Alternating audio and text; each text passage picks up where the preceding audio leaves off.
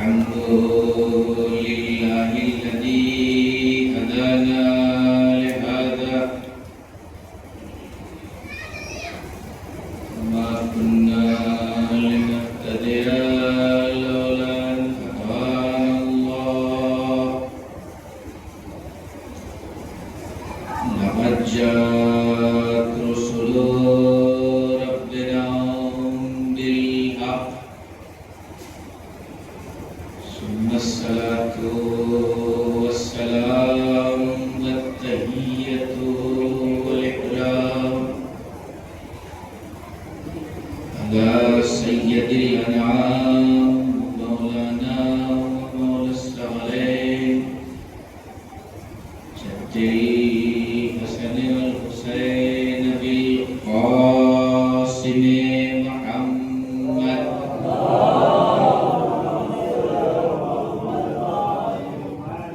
وعلى أهل بيته الطيبين الطاهرين المنتخبين المرتجبين ولعنة الدائمة الباقية المستمرة على أعدائهم وغاصبي حقوقهم ومنكري فضائلهم والشاكين فيهم والمنحرفين هم أجمعين من يومنا هذا إلى يوم الدين. وعلى الإمام الصادق عليه الصلاة والسلام يا علي أنت وشيتك هم الفائزون صلوات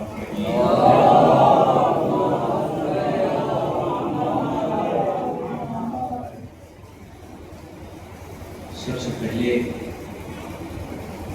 مومنین کرام سے دستہ گزارش کروں گا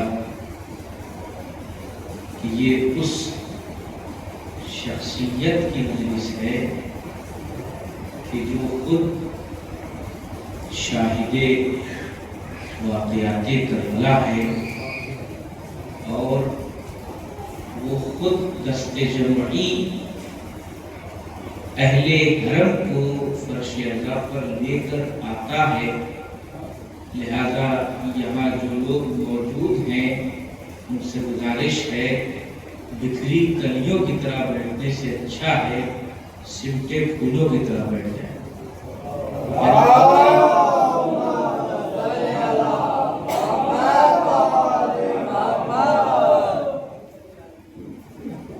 خالق کائنات نے آپ اور ہم تمام حضرات کو جو عزت و شرف بخشا ہے اس کا کوئی نعم البدل نہیں ہے. کائنات کی ساری عبادتیں ایک طرف سب میری سراخوں پر مگر جو ہمیں فرش عزا سے ملتا ہے وہ کہیں سے نہیں ملتا. پوری آب و تاب کے ساتھ اور پورے چیلنج کے ساتھ یہ بات کہتا ہوں ہم اپنی ہر عبادت میں چاہتے ہیں کہ اہل بیت کا کرم شامل حال ہو. تنہا فرش عزا ایسا ہے کہ جس میں خود اہل بیت اپنا کرم اڈیر دیتے ہیں. چاہے منبر کا خطیب ہو چاہے بیٹھا ہوا سامع ہو وہی کیفیت محسوس کرتا ہے جو علی کے زمانے میں قمر کو ہوتی تھی اور قمر کو علی سے ہوتی تھی. اس کی وجہ کیا ہے؟ سینکڑوں سال گزر گئے، زمانہ آج بھی زندہ ہے، زمانہ کل بھی زندہ تھا، زمانہ آگے بھی زندہ رہے گا. ایک چیز ختم ہو جائے گی جسے روح کہتے ہیں، مگر روح میں جو چیز زندہ رہے گی وہ فضائل حسین ہے. یہی فضائل حسین، ہمارا جسم بھلے ختم ہو جائے مگر ہماری روحیں بڑھ کے آواز دیں گی کہ ہم حسینی ہیں۔ اب اس پس منظر میں جو میں نے آپ کے سامنے تمہید بیان کی، بہت سے لوگوں کا میں نے ذہن دیکھا کہ وہ چونک گیا۔ کیوں؟ کیونکہ حدیث تو میں نے رسول کی بیان کی اور نہیں کر رہے ہیں۔ حدیث میں نے رسول کی بیان کی، تمام حضرات پہلے مطالعہ ہے موجود ہے، مگر نام میں نے امام صادق کا لیا۔ پوری ذمہ داری سے بات پیش کر رہا ہوں۔ حدیث میں نے رسول کی بیان کی، نام میں نے امام صادق کا لیا ہے۔ مولانا آپ نے اتنی جرأت کی کیسے؟ میں نے کہا یہ جرأت نہیں ہے، یہ تعارف میں خود معصوم کی اجازت ہے۔ میں پوچھوں گا کیا تعارف میں معصوم کی اجازت ہے؟ معصوم فرماتے ہیں اگر میری حدیث بیان کرتے ہو تحریر قرآن سے کر لو، باقی کسی معصوم کا نام لے لو۔ ایسی مماثلت، ایسی سیٹنگ، ایسا رابطہ کسی میں نہیں ہو سکتا۔ دوستان گرامی، جب ایسے رابطے کی بات ہو تو پھر آج مجلس اس کی ہے جو راویے کربلا ہے، جو شاہد کربلا ہے، جو بقائے کربلا ہے، جو زندگی کربلا کو زندہ رکھتا ہے، جو احساس کربلا کو بیدار کرتا ہے، جو احساس کربلا کو مستور دیتا ہے، جس کی بندگی میں شعور پایا جاتا ہے، جس کے احساس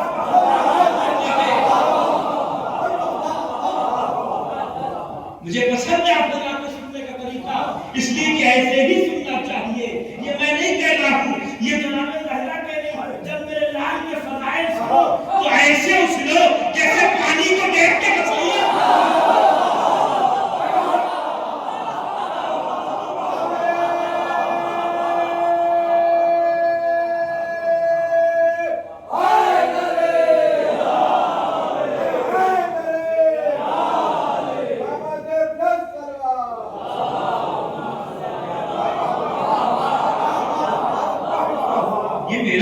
تھوڑی ہے، یہ تو اس کا کمال ہے، لونا یہ تو اس کا کمال ہے جو عرش میں اعلیٰ ہے اور جس کا چاہنے والا تابوت میں عالی ہے،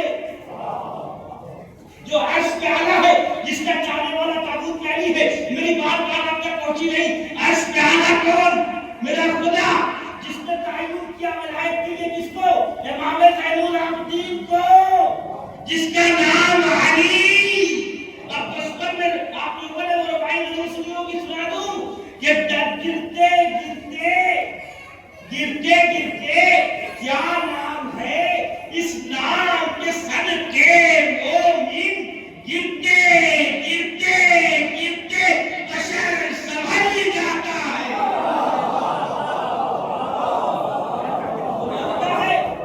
آپ سب جانتے ہیں نام کیا ہے؟ علی۔ نام کیا ہے؟ علی۔ اب اس نام کو سننے کے بعد تنہا یہ نام فضائل کا اتنا سمندر سمیٹے ہوئے ہے کہ ہمیں کچھ کہنے کی ضرورت نہیں ہے، نام لے کے چہروں کی طرف دیکھ لو،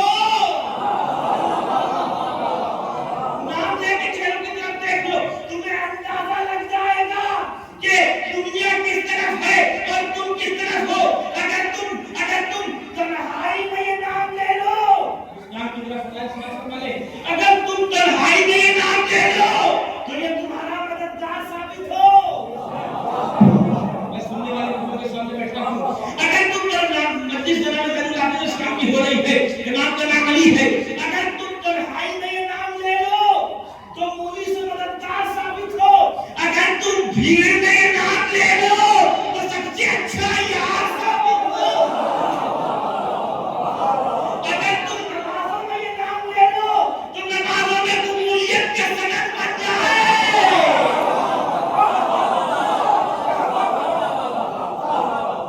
اگر تم دم نکلتے وقت اس نام کا نام لے لو تو اپنے پوری جسارت اور طاقت کے ساتھ جملہ کہوں گا، اگر تم دم نکلتے وقت اس کا نام لے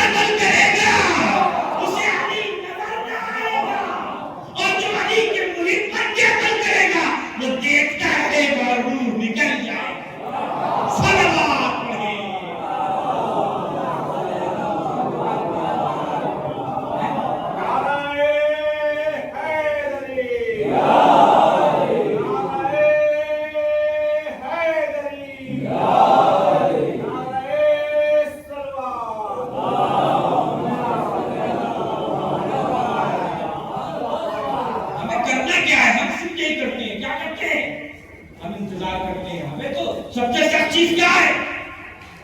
سب سے سخت چیز بندش مولالی جو مولالی بہت سارے جنگلاتی ہیں. سب سے سخت چیز کیا ہے؟ موت. اس کو سب سے آسان کون بناتا ہے؟ علی. سب سے سخت چیز کیا ہے؟ موت. اس کو سب سے آسان بناتا ہے کون؟ علی. پتہ یہ چلا یہ علی وہ نام ہے جو مرتے کو زندہ کر دے. اس کا مطلب علی کے نام پہ جب مرتا ہوا زندہ ہو جائے یعنی مرتا وہی ہے جو واقعی علی کے نام پہ مرتا ہے. وہ یا تو منافق ہوگا یا کافر ہوگا. ہم تو ان کے نام پہ مر کے بھی زندگی محسوس کرتے ہیں. کہنا ہے صلوات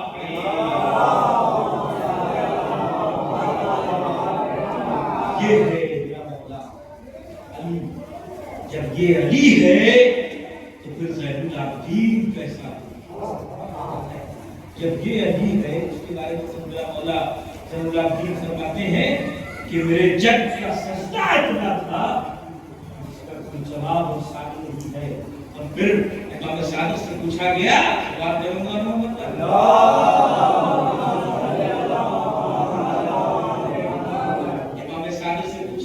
جو ہے آپ کے جد کا لقب زین العابدین کیسے پڑا؟ آپ نے فرمایا کہ ان کا سجدہ اتنا طویل تھا. میں سجدے میں کوئی بتاتے ان کا سجدہ اتنا طویل تھا کہ وہ جب سجدہ کرتے تھے تو عالم دنیا سے عالم خدا یعنی آسمان تک چلے جاتے تھے. آسمان تک جانے کا مطلب یعنی اس سے انہیں بندگی کی معراج ہو جاتی تھی. انہیں بندگی کی معراج ہو جاتی تھی. ثبوت کیا ہے؟ اچھا جیسا بندے کا دماغ ویسی مولا کی مثال. اور کہتے ہیں اس لیے کہ علم اور عالم وہی ہوتا ہے جو شعور کو دیکھ کے مثال دے. اب جو کوئی سمجھنا ہی نہ چاہے تو اس کی بات الگ ہے. عالم تو ہے جو شعور دیکھ کے مثال دیتا. آپ پتہ لگائیں اب ہم کیسے سمجھتے کہ میرے مولا کو عبادت کی معراج ہوئی ہے, میرے مولا ہمارے ذہن کو اچھی طرح جانتے لہذا آسان مثال دے دیا. تو یہ ہم کیا سمجھتے کیا بہت سجدہ کرتا ہے ایک آدمی کیا کرتا ہے ایک سجدے کی جگہ کو تلاش کرتا ہے اور مدتوں سجدہ کرتا ہے تب کہیں جا کے پیشانی پہ کچھ نشان ابھرتے ہیں. جب مدتوں سجدہ کرتا ہے تب کہیں جا کے پیشانی پہ کچھ نشان پڑتے ہیں. امام سجاد اسے کہتے ہیں جس کے بارے میں ہمیں صادق کی روایت پیش کرو. مولا فرماتے ہیں کہ جب میرا جب سجدے میں جاتا تھا تو سید الساجدین اس لیے لقب ہے کہ جیسے پیشانی پر نشان ویسے ٹخنوں پر نشان ویسے گھٹنوں پر نشان. ایک بندہ پوچھنے والے نے پوچھا پوچھنے والے نے پوچھا آقا یہ کیا مطلب ہے؟ کہا کہ تم نے سنا ہوگا کہ جب نشان زیادہ ہو جاتے تھے تو کاٹ کے نکالا جاتا تھا.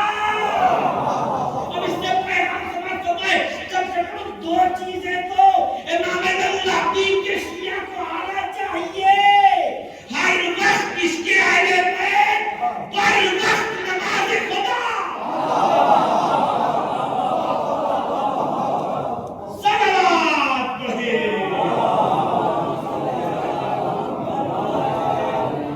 وقت نماز خدا آنا چاہیے.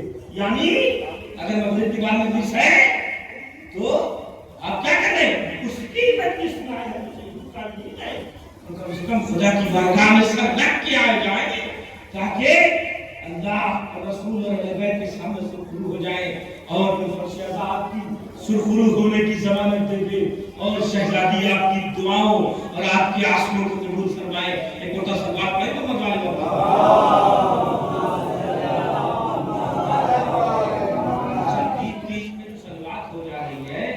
یہی سب سے ہلکی ہے اور اسی کا ثواب سب سے زیادہ ہے. ثواب پڑھیں محمد والے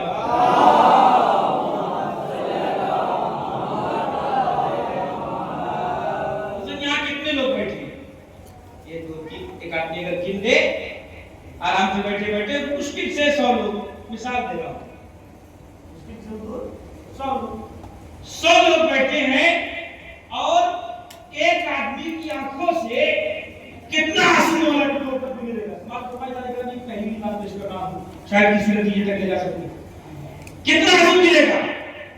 مثال کے طور پر ایک آدمی کی آنکھوں سے 20 بوند آنسو ملے گا، مثال دے رہا ہوں۔ مولا کی محبت میں آپ کتنا روتے ہیں یہ مولا جانتا ہے، مولا کی محبت تو جانتی ہے، شہزادی جانتی ہے، لیکن ایک مثال دینا چاہ رہا ہوں، جتنا بھی آپ لوگ چپ ہو گئے مگر الہی جانی روایتوں ملتا ہے جب میرے نبی ہم سب کے پیارے محمد مصطفیٰ صلی اللہ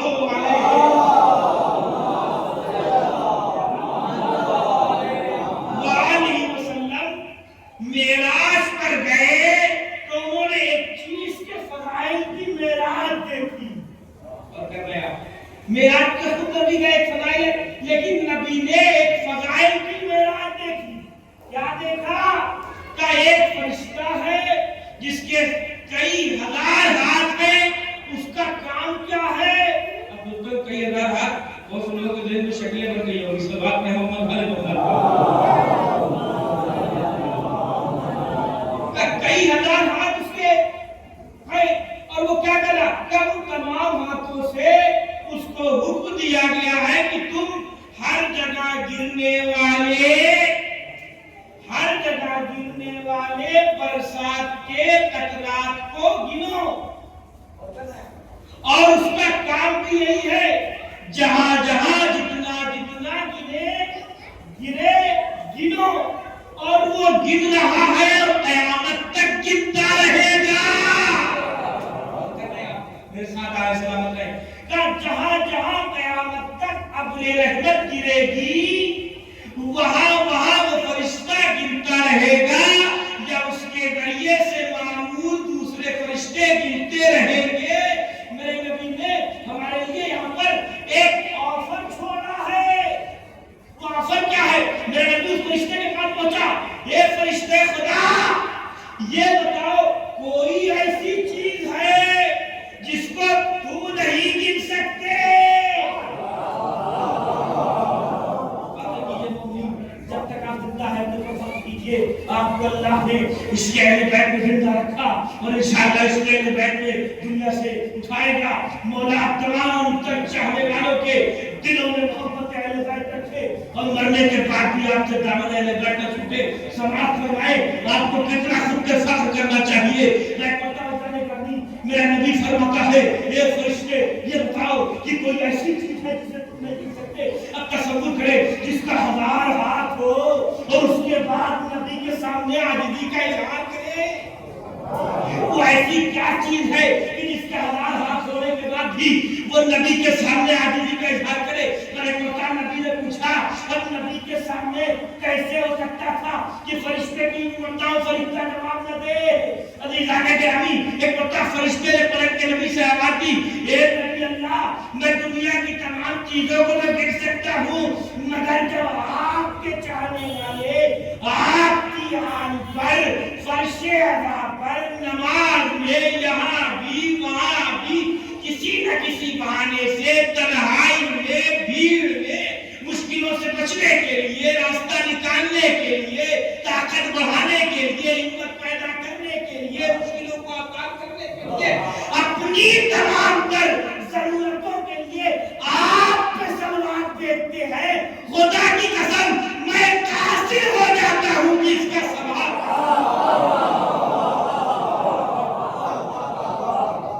صلوات پڑھیں۔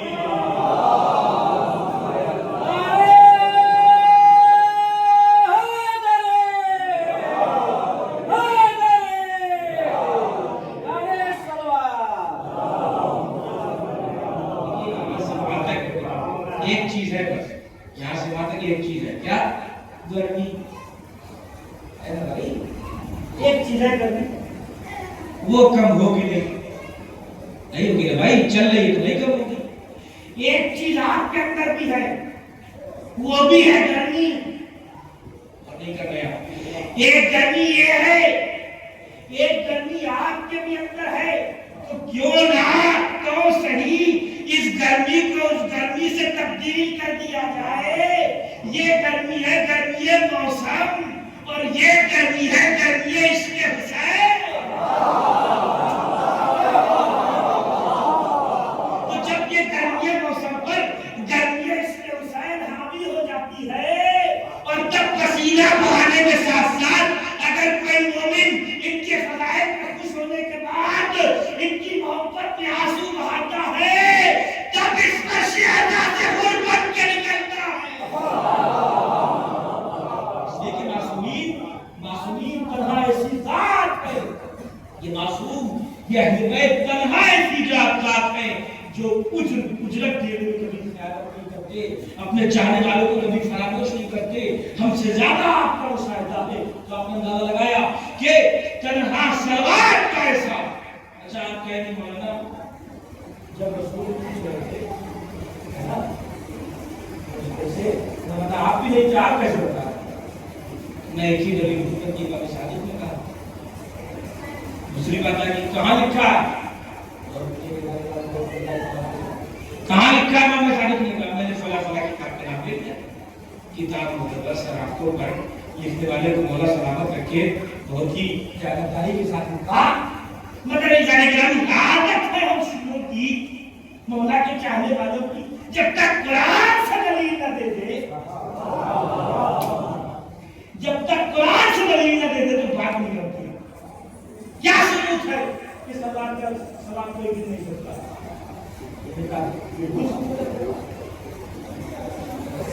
یہاں سے لے کے باہر تک سمت شعور میں کوئی بچہ اگر آ گیا ہو جس کو اس کی ماں نے گودی میں پنجتن کا نام سکھا دیا ہو تو غور نہیں کر رہے.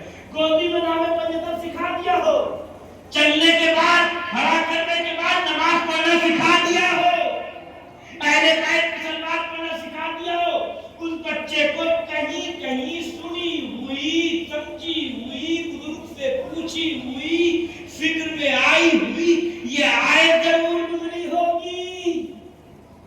وائد کیا ہے بندہ بڑی سنگین کی سنتا ابھی میں پڑھوں گا زبان کیسے آ جائے گی جیسے امام کے فضائل پہ مسکراہٹ آنے لگتی ہے. اور جانے گرامی میں پڑھ رہا ہوں اب آپ بھی میرے ساتھ پڑھنے لگیے. قرآن کا ان اللہ و ملائکتہ جانے گرامی میں آپ کے سامنے بات پیش کر رہا ہوں کیوں فرشتے ثواب نہیں مل سکتے. جانے گرامی دلیل دے رہا ہوں. جانے گرامی شاید کسی لائق کو دعا سنوا دیے گا. ان اللہ و ملائکتہ یصلون علی النبی. میرے پروردگار یہ کیا دلیل دے رہا؟ اللہ کہے گا دلیل میں سے تم کچھ کرو مت، اپنی مت لگاؤ. لفظ بغور کیجیے گا اپنی مت لگاؤ. جو ترجمہ ہے وہ پڑھ لو، دلیل کافی ہے. قرآن کہ ان اللہ بے شک اللہ و ملائکتہ اور اس کے ملائکہ یصلون علی النبی سلوات بھیجتے ہیں اپنے نبی پر. ان اللہ و ملائکتہ یصلون علی النبی یا ایھا الذین آمنوا. یہاں رکوع کا جگہ میں آپ کو یا ایھا الذین آمنوا. بڑے خوش نصیب ہو آپ جب تک صلوات اہل بیت پر بھیجو ایمان کی صلوات پڑھیں.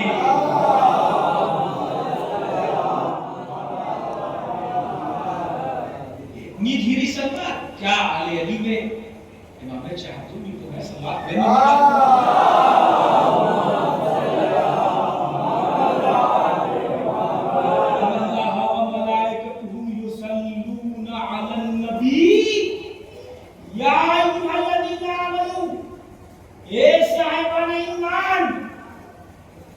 صلو علیہ وسلموا تسلیما. تم بھی اپنے نبی پر اسی طرح صلوات بھیجو جس طرح اللہ کے ملائکہ اور اللہ بھیجتا ہے. میں دلیل دینے جا رہا ہوں کہ کس طرح سے صلوات کا ثواب کوئی گن نہیں سکتا. ابھی جانے گرامی تنہا یہ وہ کام ہے جس میں اللہ کے ملائکہ کیا ہم صاحبان ایمان گنہگار کے ساتھ ہمارا خدا بھی شریک ہے.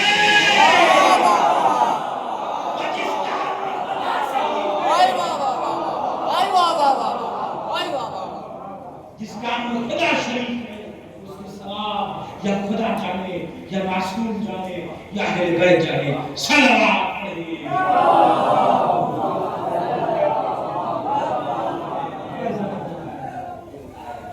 یہ ہے معصوم کی فضیلت. صرف سلوات دینے کے لیے سانسوں کو تصدیق کا ثواب ملتا ہے. سلوات دینے سے تو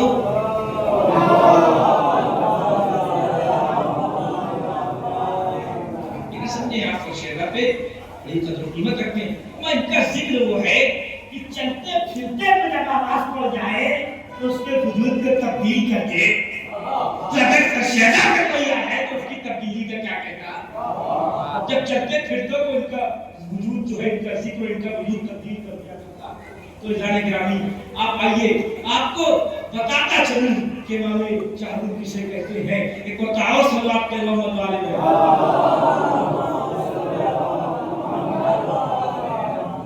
آپ سجدہ خالق میں ہیں.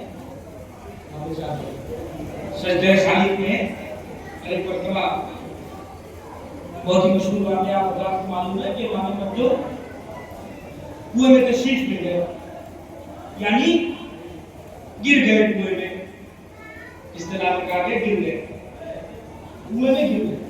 اور جب امام چہلم سجدے میں اور امام مکتوم کنویں میں گر گئے پورے مدینے میں شور برپا ہو گیا کہ امام مکتوم جو ہے کنویں میں گر گئے. اس کے بعد شور و غبار ہو گئے جو ہے لوگ چلانے ہمیشہ کی طرح. اچھا بھیڑ کی کوئی زبان نہیں ہوتی.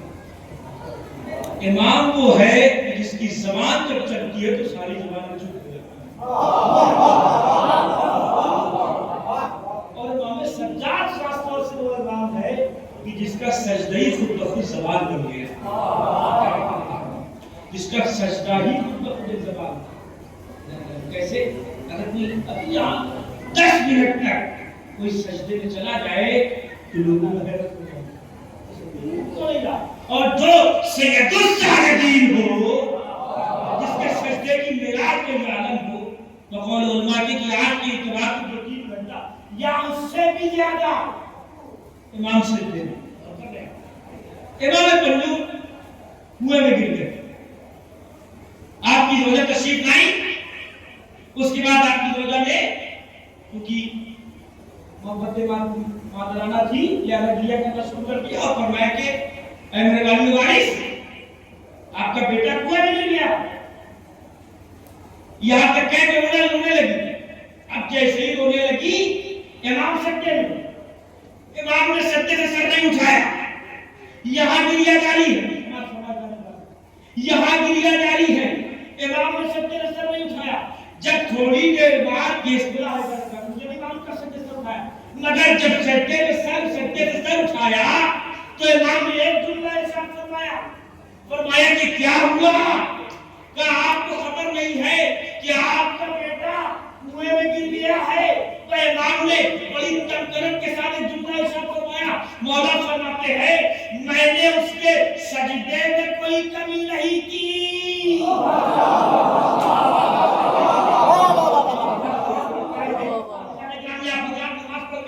اور 100% جو نماز پڑھوں کے سر زیادہ پہ آتا ہے یعنی قبولیت کی سبب لینے کے لیے آ جاتا ہے. سوال مولا نے فرمایا کہ میں نے اس کے سجدے میں کوئی کمی نہیں کی. اب میری اولاد کو لوٹانا اس کا کام ہے. جب میرے سجدے میں اس کے لیے میرے سجدے میں کوئی کمی نہیں ہوئی تو میری اولاد کو لوٹانا اس کا کام ہے. مولا نے اپنی آواز جوش میں ڈالی اور اپنے مولا کی طرف مسکرا کے کہتے رکو لے کے آتا ہوں. کہنے لگے رکو لے کے آتا ہوں. وہ بھی خاندان امامت کی زوجہ تھی. امام کی دادی امام کی زوجہ امام کی پوتی امام کی نوازی جس کے ہر رشتے میں امام ہو.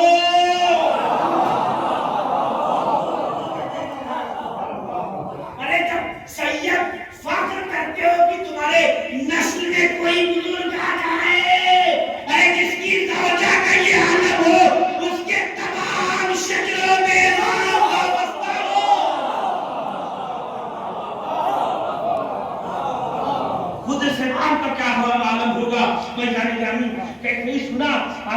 ہو گئے اور ایک مرتبہ خوشی کے آثار نمودار ہوئے اور منتظر آنکھیں در پر منتظر ہو گئی اور در پر منتظر ہونے کے بعد امام کو انتظار کرنے لگی. میرا مولا پہنچا. جب میں رفیق پہ ویسے ہی ہوتا چلا آ رہا ہے جیسے مولا علی کے زمانے میں ہوتا چلا آ رہا تھا. جب علی مجمع میں آتے تھے تو لوگ جاری ہو جاتا تھا. آج چوتھا علی مجمع میں آیا روب تاری ہو گیا. آگے پیچھے سے اچکنے والے اچھلنے والے بولنے والے بیٹ پکڑنے والے. کسی نے پوچھا کسی نے بولا کیا بولا آپ اتنی دیر سے تشریف لائے آپ کے بچے کو اگر کچھ ہو جاتا تو ایک ہوتا امام نے کچھ کہا نہیں کنویں کی طرف اشارہ کیا اور کہا ایک کنویں یعنی ایک کنویں میری امانت کو پلٹا دے. اور دیکھنے والوں نے دیکھا جس شان سے امام چاندو کو دیکھا جانے گرامی اور جس شان سے امام چاندو کو دیکھا سماعت فرمائے دیکھنے والوں نے دیکھا پانی اوپر آیا.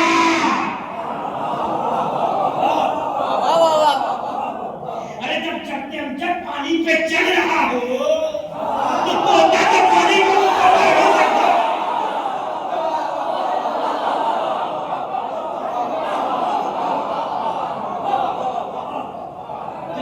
جب پانی پہ چل رہا ہو جس کے اندر کا نام اس میں آ رہا ہو اور دنیا لے کے پانی پہ چلنے لگے اس کا پوتا اگر پانی کو اوپر ملا لے تو میں یہاں یہ جملہ کہتا ہوں فضیلتوں کا کمال نہیں ہے جو ان کے در پہ آتی ہے بلکہ فضیلتیں خود ان کے در کو کعبہ بنا کے طواف کرتی ہیں.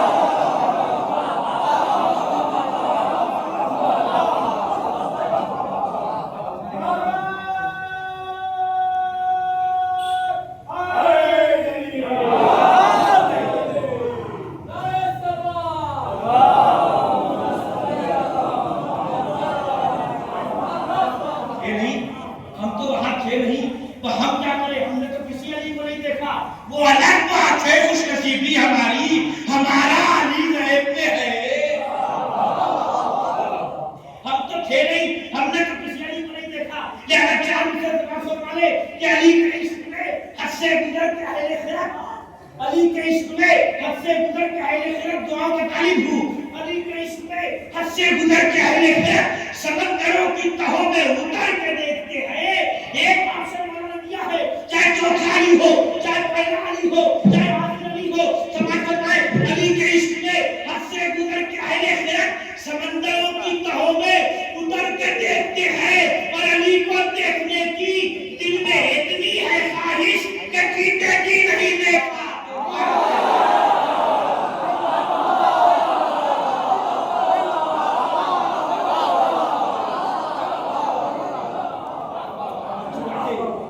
جراتے دیوانہ ہونا چاہیے جراتے رندانہ ہونا چاہیے ان کی محبت میں مرنے کا دم ہونا چاہیے ان کی زندگی ان کی محبت میں زندگی گزارنے کا طریقہ آنا چاہیے.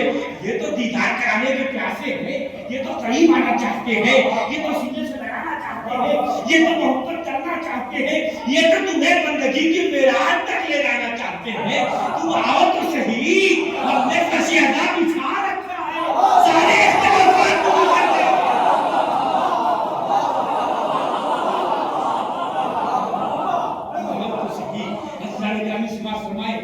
روایتوں میں ملتا ہے جیسے ہی پانی سے کام میری عبادت پہنچاتے. اچھا دنیا میں دیکھا یہ شور مچانے والی دنیا جب تک موجودہ نہیں دیکھتی خاموش نہیں رہتی. بھائی شور مچانے والی دنیا کو دو ہی چیزیں خاموش کرتی ہیں یا وجاہت چہرے امام یا موجودہ امام. دو ہی چیزیں خاموش کرتی ہیں. پر روایت بتاتی ہے ایک مرتبہ چوتھے امام کو جیسے ہی چوتھے امام نے پانی کو اشارہ کیا پانی اوپر آیا. ایک مرتبہ امام نے باہر پھیلائی آجا میرے لال میری آغوش میں آجا. دنیا نے یہ منظر دیکھا ایک امام نے ایک امام کو گود میں اٹھا لیا. یہ منظر سمجھ میں نہ آتا مگر اگر ہمارے پاس غدیر نہ ہوتی.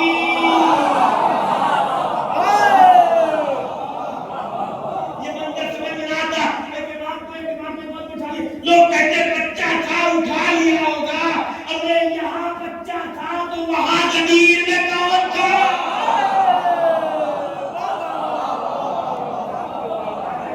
صلوات پڑھیں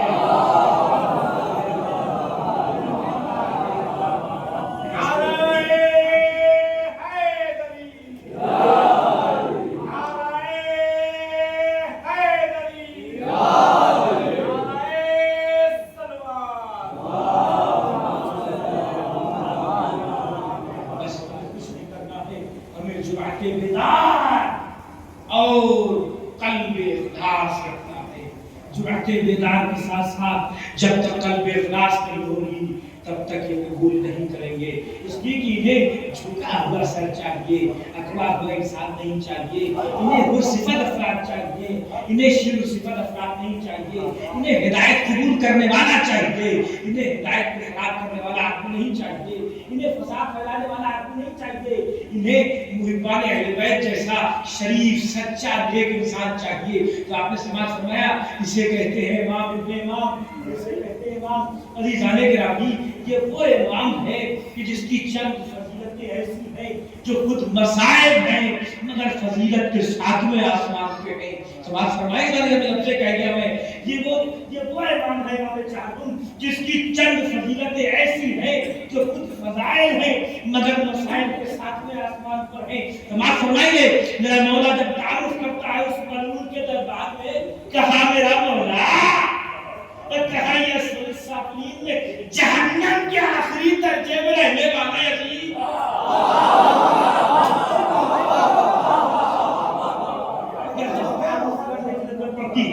جب تعارف کرنے کی ضرورت پڑتی ہے تو پھر مولا تعارف کرتے ہیں. میں پڑھتا ہوں میرا مولا فرماتا ہے انا ابن زمزم و صفا. سماعت فرما رہے ہیں، کہتے ہیں انا ابن مکہ و منا، انا ابن زمزم و صفا. اور یہ جملہ تو آج بھی نشتر کی طرح دشمن اہل بیت پہ لگتا ہے. وہ کیا کہتا ہے؟ مولا فرماتے ہیں انا ابن مکہ و منا، کہہ سکتے چل جائے گا. کہتے ہیں انا ابن زمزم و صفا، کوئی کہے گا چل جائے گا. اب یہ جملہ جو میرا مولا فرماتا ہے کافروں اور دشمنوں پہ تماچا بن کے لگتا ہے. مولا فرماتا ہے انا ابن علی و فاطمہ. اب دنیا جانتی ہے کہ علی کون ہے اور دنیا جانتی ہے کہ فاطمہ کون ہے. ان کی فضیلتوں سے کسی کو انکار نہیں ہے. یہ وہ امام ہے. یہاں تک جب میرا مولا پڑھتا ہے انا ابن مکہ و منا، انا ابن زمزم و صفا، انا ابن علی و فاطمہ، جیسے یہ جملہ کہتا ہے میں پڑھتا باطل کے چہرے پہ عجیب سی تھکن کے آثار نمودار ہوتے ہیں، شکست کے آثار نمودار ہوتے ہیں. ایسا لگتا تھا کہ باطل ہار جائے گا. اب روایتوں میں ملتا ہے جو یزید اپنی عربی جاہل زبان پر جاہل طریقے سے تسلط پانے کے بعد وہ شعر تاریخی پڑھتا ہے کہ نہ کوئی قرآن آیا، نہ کوئی وحی آئی، نہ کوئی چیز آئی، یہ بڑی ہاشم کا ڈھونگ ہے. اسے کہتے ہیں امام سجاد. شیعوں سے گزارش ہے زمانہ چاہے جتنا خراب ہو جائے، حالات اور احساس پہ قابو پا کر فیصلہ لینے کی طاقت آنا چاہیے.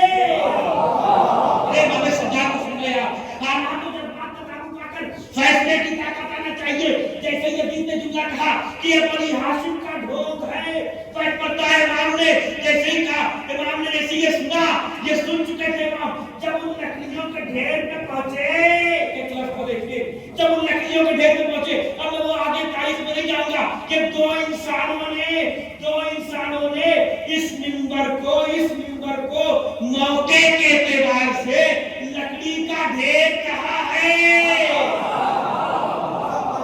دو انسانوں نے بلکہ جملہ میں دوں، دو کامل انسانوں نے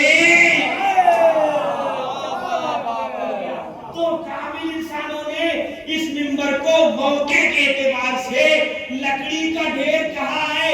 ایک میرا پہلا علی ہے اور ایک میرا چوتھا علی ہے. منبر پہ میرا مولا پہنچا ہے، اس لکڑی کے ڈھیر پہ میرا مولا پہنچا اور پہنچنے کے بعد کہتا ہے انا ابن مکہ و منا، انا ابن زمزم و صفا، انا ابن علی و فاطمہ. جب فضائل پڑھتا ہے تو باطل پہ شکستگی کے آثار نمودار ہوتے ہیں.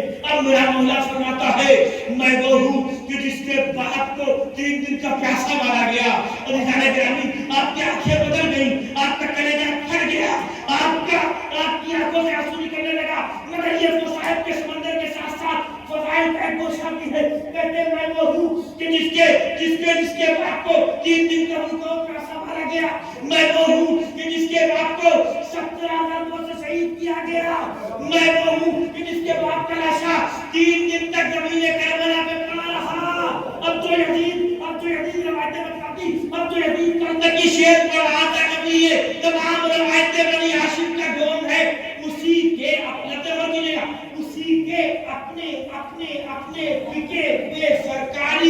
الدین نے اسی کے اپنے بکے ہوئے سرکاری مسجد کی طرف اشارہ کیا گیا، کہا اذان دے دو۔ یہاں میں جملہ بدل کے کہوں گا، یزید نے کہا اذان نہیں امان دے دو۔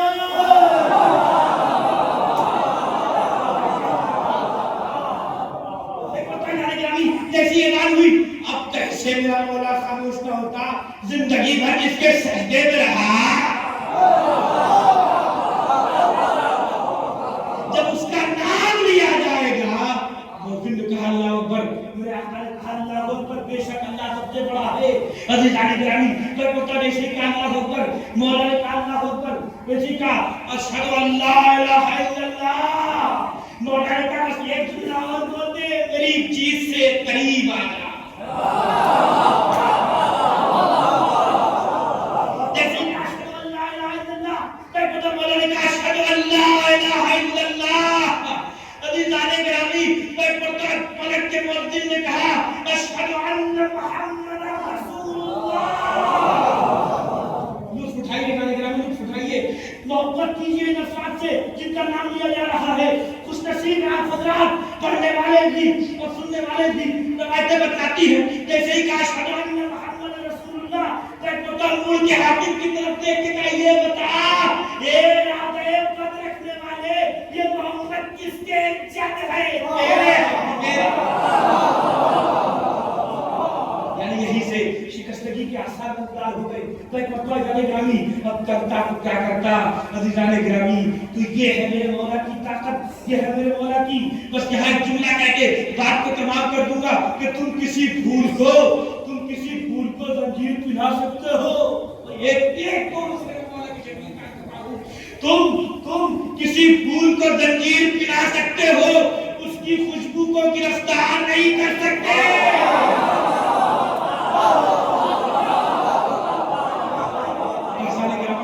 کسی پھول کو زنجیر پہنا سکتے ہو، اس کی خوشبو کو گرفتار نہیں کر سکتے۔ ہاں عزیزان گرامی، یہ خوشبو اتنی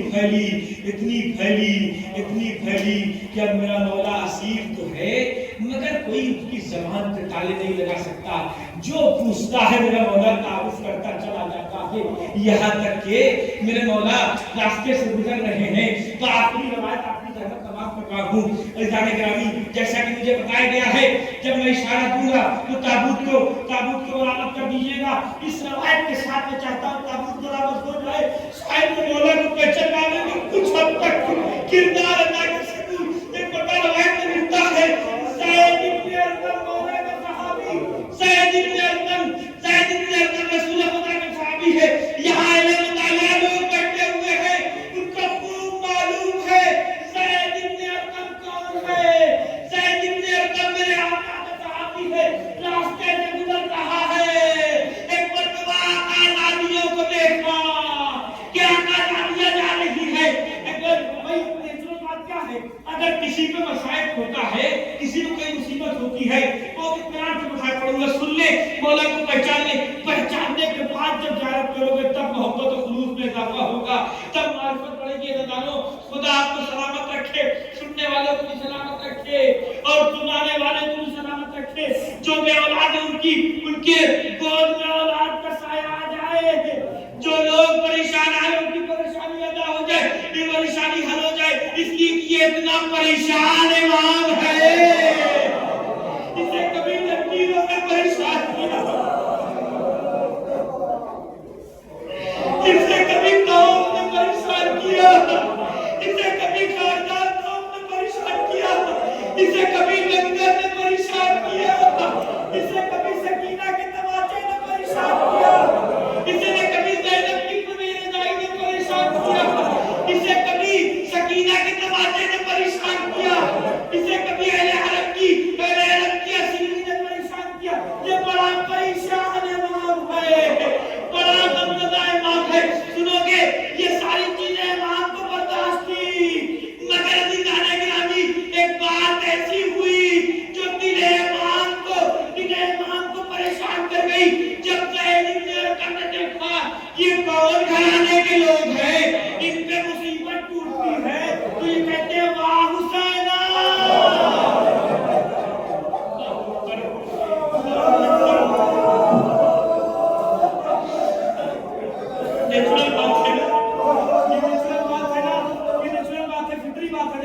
کہ جب تمہارے اوپر مصیبت پڑتی کس کا نام لیتے ہو؟ اپنے بزرگوں کا نام لیتے ہو نا.